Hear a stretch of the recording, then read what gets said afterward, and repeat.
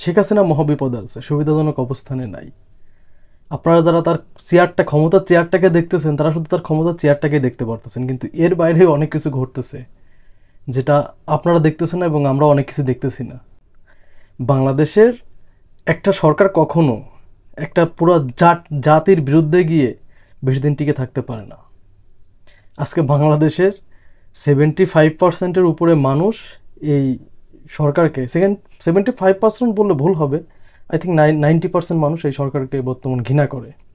তার কিছু সিদ্ধান্ত, যেমন ইন্ডিয়াকে আমাদের দেশ ব্যবহার করার অনুমতি দিয়ে দিয়েছে। আমার সব থেকে লজ্জা লাগে, ঈদে মেবি 1 কেজি খেজুরের মানে ধরা হয়েছিল, ট্যাক্স ধরা হয়েছিল 300 টাকা মেবি, তাও নিম্নমানের খেজুরের। আর 1000 কেজি মানে ইন্ডিয়ান পণ্য নিয়ে আমাদের দেশ দিয়ে যাবে, মাত্র তারা দিবে 300 টাকা 1000 কেজি। তাই আমরা কত সুযোগ সুবিধা দিচ্ছি। এই সুযোগ সুবিধাগুলো কেন দিচ্ছি? কারণ তার অবস্থান অতটা ভালো না এই সরকারের। যখন একটা দেশের সরকার অন্য দেশের উপর নির্ভর করে থাকে ক্ষমতায় থাকার জন্য, সে অন্য দেশগুলো যা বলে সেই কথাগুলাই শোনে। বর্তমান শেখ হাসিনা সেই কাজগুলাই করতেছে। কারণ এই ক্ষমতায় ইন্ডিয়া আনছে, ইন্ডিয়ার কথার বাইরে গেলে ইন্ডিয়া তারে ক্ষমতা থেকে নামায় দিবে। সেজন্য কি করতে হবে? তার ক্ষমতার চেয়ারটা লাগবে। ক্ষমতার চেয়ারের জন্য বাংলাদেশের ভূমি ব্যবহার করতে দিতে হবে, সব সুযোগ সুবিধা দিতে হবে। এটা শুধু ইন্ডিয়ার ক্ষেত্রে না, এদিকে আমেরিকা যেটা বলবে সেটাও শুনতে হবে। কিভাবে? কারণ আমেরিকা তো কলে ফেলে রাখছে ভাই। আমি আগেই বলছি, আমেরিকার শত্রু কিন্তু বাংলাদেশ না, আমেরিকার শত্রু কিন্তু ইন্ডিয়াও না। আমেরিকার শত্রু হইতেছে চায়না। চায়না হইতেছে পৃথিবীর সুপার পাওয়ার হওয়ার পথে।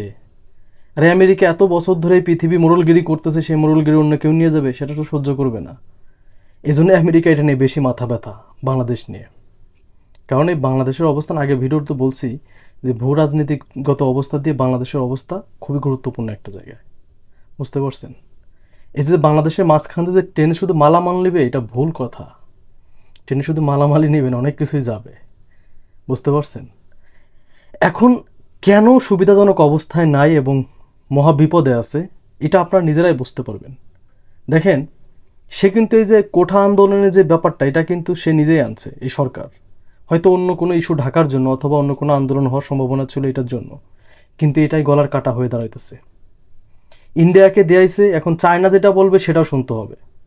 চায়না যদি বলে যে আমাকে তুই ওই মানে চিকেন নেক যেখানে মানে শিলিগুড়ি করিডোরের পাশে ওই অঞ্চল আমরা দিয়ে দে, তাও দিতে প্রস্তুত। কারণ তার লাগবে ক্ষমতা। কারণ সে তো জনগণের ভোটে নির্বাচিত প্রধানমন্ত্রী না, সে হচ্ছে জনগণকে জুলুম করে প্রধানমন্ত্রী হয়েছে। মানুষ মেরে, গুলি করে, রাস্তা ক্লিয়ার করে, মানে নিজের দলের ভিতর দল তৈরি করে একটা ডামি নির্বাচনটা আপনারা জানেন। জনগণের ভোটে নির্বাচিত মানে সরকার কখনো অন্য দেশের উপর এইভাবে এতটা নির্ভর হয় না যতটা নির্ভর আমাদের অবৈধ প্রধানমন্ত্রী। বুঝতে পারছেন? ইন্ডিয়া যেটা বলবে সেটা শুনতে হবে, চায়না যেটা বলবে সেটাও শুনতে হবে, ওই আমেরিকা যেটা বলবে সেটাও শুনতে হবে। তার বাইরে যাওয়ার কোনো অপশন নাই। কারণ এর বাইরে গেলে তার ক্ষমতার চেয়ার থাকবে না, তার চেয়ার ভেঙে চুরমার হয়ে যাবে।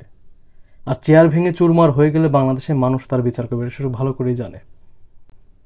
আজকে আপনার দেশনেত্রী বেগম খালেদা জিয়াকে যেভাবে জেলে রাখা হয়েছে, একটা মিথ্যা মামলায় জেলে রাখা হয়েছে, তাহলে এই সরকারের যদি পতন হয়, তাহলে এর সামনে কতগুলা দ্বারা হবে একবার দেখছেন? হেফাজতে ইসলাম থেকে শুরু করে 57 জন সেনা কর্মকর্তার মৃত্যু, তারপরে এই যে আপনার জায়গায় জায়গায় বিএনপি নেতাকর্মীকে গুলি করে মারছে, এগুলা কি আসবে না? 100% আসবে। তাহলে এটা তো নিতে পারবে না সে, তার ভয় কিন্তু এটা। বুঝতে পারছেন? এটা তো নিতে পারবে না। এই জন্য যে দেশ যেটা বলতেছে সেটাই শুনতেছে। এই যে কোঠা আন্দোলন শুরু হয়েছে, এটা যদি এভাবে চলতে থাকে আর আরও বাড়বে। আর আমি আপনাদেরকে আগেও বলছি, এখনও বলতেছি, মানে কোঠা বাতিলের আন্দোলন করে কোনো লাভ নেই। আন্দোলন করতে হবে সরকার পতনের। কারণ এই ফ্যাসিবাদী সরকার গেলে আপনাদের সব দাবি দেওয়া করবে, শুনবে। যখন একটা সরকার আপনাদের ভোটে নির্বাচিত একজন সরকার হবে, তার মনে একটা ভয় থাকবে অল টাইম যে আমাকে জনগণ যদি ভোট না দেয় 5 বছর পর আমি ক্ষমতা আসতে পারবো না। কারণ বাংলাদেশের ইতিহাসে কেউ সুষ্ঠু নির্বাচন হয়ে একবারে বেশি 2বার ক্ষমতায় থাকতে পারে না, কারণ তারা জনগণের কথা কখনো বলে নাই। জনগণ যেটা চায় সেটার জন্য কখনো কাজ করে নাই। বাংলাদেশে যে সরকারে আসছে, এরশাদ কিন্তু জোর করেছিল, 8 থেকে 9 বছর জোর করে ক্ষমতায় ছিল। তারপর আপনার বিএনপি নির্বাচন ক্ষমতা আসে, বিএনপির কাজ হয়তো ভালো লাগে না, বিএনপির কাজ, এই জন্য 96 সালের নির্বাচনে আওয়ামী লীগ ক্ষমতায় আসে।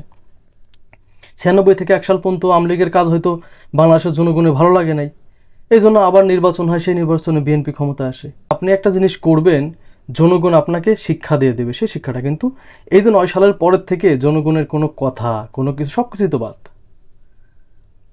বুঝতে পারছেন যে তা তো জবাবদিহি দিতে হয় না, তার কোনো টেনশন নেই যে আপনার ভোটে নির্বাচিত হইতে হবে না, তার ভোটে নির্বাচিত হওয়ার কোনো প্রয়োজন নেই। এই জন্য সে কী করবে, ভোট চুরি করে প্রধানমন্ত্রী হবে, ডাকাতি করে প্রধানমন্ত্রী হবে, এবং অন্য দেশের কাছে ধর্ণা ধরে। এখন অন্য দেশের কাছে ধর্ণা ধরলে ভাই, ইন্ডিয়া তোমাকে কেন হেল্প করবে? তাদের সুবিধা নেওয়ার জন্য। ইন্ডিয়া আমাদের স্বাধীনতার পর থেকে কী দিছে বলেন তো? আপনি একটা উদাহরণ দেন যে আমাদের এই জিনিসটা দিছে। আর স্বাধীনতার কথা কেন বলি, স্বাধীনতা কি আছে নাকি? কি দিছে মানে 71-এর পর থেকে এই পর্যন্ত ইন্ডিয়া আমাদের কি দিছে আর আমরা কি দিছি ইন্ডিয়াকে, একটু মিলাই নেবেন। ইন্ডিয়া তো স্বার্থের পাগল। তো ইন্ডিয়া স্বার্থ হাসিল করার জন্য শেখ হাসিনার ক্ষমতায় রাখছে, নিতেছে। যে ইন্ডিয়ার এই প্রান্ত থেকে ওই প্রান্তে যাইতে আপনার 40 থেকে 45 ঘন্টা লাগতো, এখন 7 ঘন্টায় যাবে। আর শিলিগুড়ি করিডোর, যারা শিলিগুড়ি যে করিডোরটা চিকেন নেক যেটাকে বলে, ওটা খুব ডেঞ্জারাস একটা পয়েন্ট ছিল। ওই পয়েন্টের উপর এখন নির্ভর না ইন্ডিয়া। ওইটা যদি চায়না দখল করেও নেয়, তাতেও ইন্ডিয়ার কিছু যাবে আসবে না, কারণ বাংলাদেশের মাঝখান দিয়ে তারা পারমিশন পেয়ে গেছে, চুক্তি হয়ে গেছে। আর আন্তর্জাতিক একটা নিয়ম আছে, বাংলাদেশের মাঝখান দিয়ে ট্রেন যাতায়াত করবে, যদি বাংলাদেশের কোনো ট্রেনের কোনো ক্ষতি হয়, তাহলে বাংলাদেশের সরকারে বুঝে দিতে হবে, এটা আন্তর্জাতিক নিয়ম, এটা আন্তর্জাতিক আইন। কত বড় একটা বিপদে, কত বড় একটা ঝুঁকিতে ফেলছে বাংলাদেশের জনগণকে, আপনি বুঝতে পারছেন? বাংলাদেশকে এই সরকার, বাংলাদেশ তো পুরো চালাই র।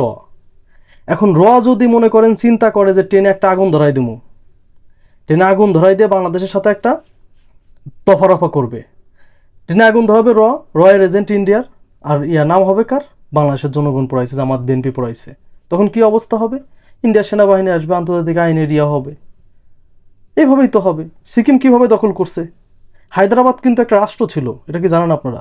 হায়দ্রাবাদের আলাদা মুদ্রা ছিল, সে হায়দ্রাবাদের এভাবে দখল করছে, সিকিম এইভাবে দখল করছে, বাংলাদেশ সেভাবে দখল করে নেবে, শেষ। তাহলে একটা ক্ষমতার জন্য আমরা কিভাবে নিজের দেশটাকে বিক্রি করে দেই? এই দেশটাকে নাকি স্বাধীন করার জন্য তার বাবা অনেক কষ্ট করছে। কিসের স্বাধীন? তার বাবা জাস্ট ইন্ডিয়ার এজেন্ডা মানে পূরণ করার জন্যই কাজ করতো, তাছাড়া কিছু না। শেখ হাসিনাও সেই কাজটাই করতেছে, আর সে মহাবিপদে আছে, আপনি চিন্তা করতে পারবেন না। কারণ চায়নার কথা শুনতে হবে, ইন্ডিয়ার কথা শুনতে হবে, বাংলাদেশের অবস্থা। এই মুহূর্তে আপনারা আন্দোলন কেন করতেছেন না? কারণ এই মুহূর্তে আন্দোলন করলে পুলিশ অতটা হার্ড এসে যাইতে পারবে না, কারণ পুলিশও কিন্তু এখন বিপদে। কারণ পুলিশের ভিতর যা শুরু হয়েছে, চিন্তার কল্পনা করতে পারবেন না। এই মুহূর্তে আন্দোলন কেন করতেছেন না? আপনারা কি মানে হাতে চুরি পরে বসে আছেন? রাজনৈতিক দলগুলা চুরি পরে বসে থাকেন, চুপ করে থাকবেন, বাংলাদেশের মানুষও চুপ হয়ে যাবে, সারা জীবনের জন্য বাংলাদেশ চুপ হয়ে যাবে। বুঝতে পারছেন? সে বিপদে আছে, বিপদটাকে কাজে লাগান, আন্দোলন করেন, সংগ্রাম করেন, এই সরকারের পতন হবেই। আর যদি 5 বছরে সরকার টিকে যায়, তাহলে বাংলাদেশের গণতন্ত্র বলে কিছু থাকবে না, এক না এক তন্ত্র চালু হবে। শুধু দেখতে থাকেন। ধন্যবাদ সবাইকে, আসসালামু আলাইকুম।